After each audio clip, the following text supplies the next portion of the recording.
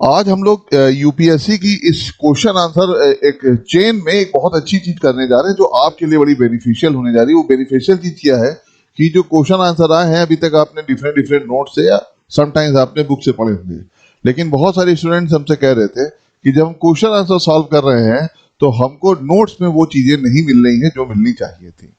और हमारी टीम ने और हमने इसके लिए कोशिश की, छोटी सी कोशिश की कि हम आपको ये बता सकें कि हर साल की तरह कभी भी क्वेश्चंस आंसर्स कभी आपके नोट से नहीं आएंगे।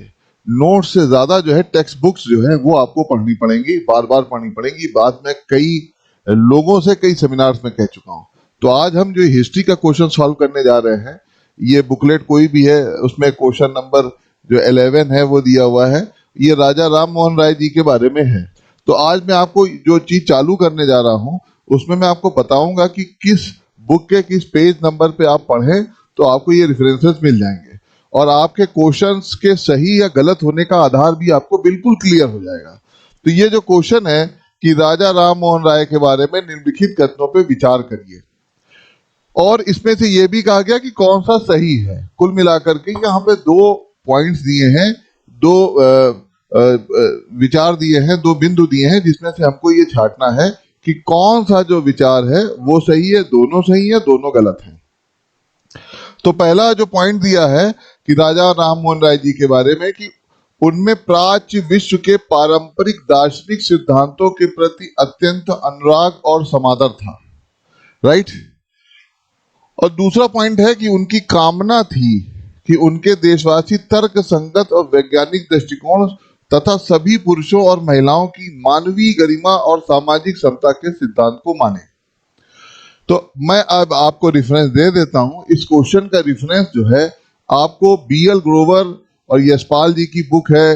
उस बुक का नाम जो है वो मॉडर्न हिस्ट्री से होता है, आधुनिक भारतीय इतिहास में, और उसमें पेज नंबर 274 पे ये रेफरेंस है। और विपिन चंद्रा की जो विपिन चंद्रा जी थे उनकी बुक जो है उसके पेज नंबर 55 जो फ्रीडम स्ट्रगल है उसमें रेफरेंस दिया हुआ है।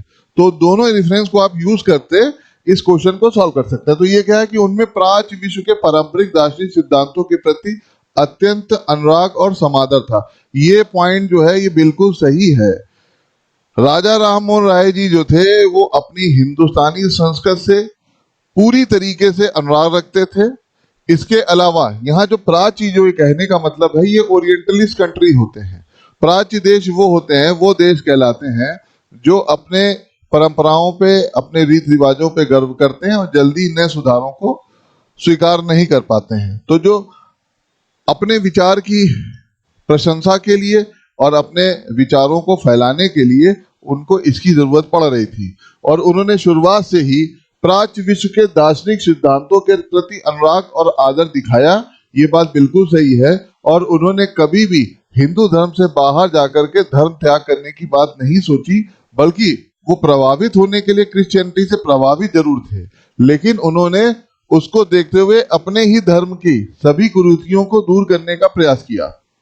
तो ये पहला पॉइंट ये बिल्कुल सही है और आपको ये यहाँ से मिल जाएगा। लेकिन इसके एक और रेफरेंस में मैं आपको बता दूं कि राजा राम मोहन राय जी जो थे वो पूरे विश्व की जो पुनर्जागरण की प्रक्रिया यूरोप में चालू हुई थी, पुनर्जागरण की प्रक्रिया, उसको उन्होंने जिस तरीके से पढ़ा था उस पढ़ाई को उन्होंने भारत में नव जागरण के रूप में चालू किया।